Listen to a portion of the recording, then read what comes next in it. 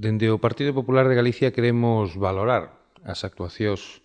do señor Ministro de Fomento e as continuas visitas que fai ao noso país.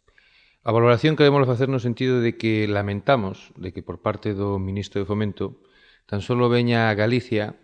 ou ben para anunciar novos retrasos ou só para limitarse a inaugurar pequenos treitos de grandes proxectos constructivos. Lamentamos que por parte do señor Ministro de Fomento, en vez de vir a anunciar compromisos de investimentos de todas as obras que por parte do seu goberno se paralizaron nestes últimos anos, veña ao noso país a centrarse, e hai que dicirlo así de claro, en participar en verbenas, pulpadas e festas ou actos do seu partido.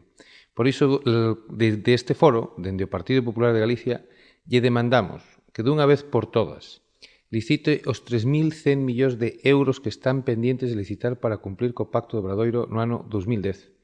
Dende o Partido Popular de Galicia lle decimos ao señor Ministro de Fomento que xa chegou o momento de desbloquear a autovía do Cantábrico, a autovía Pontevedra-Vigo e Lugo-Santiago, que ten que desbloquear a anulación que fixo sobre a autovía Lugo-Ourense e que ten que darlle un impulso definitivo á autovía Chantada-Monforte e Ourense-Ponferrada, porque a este paso de seguir así,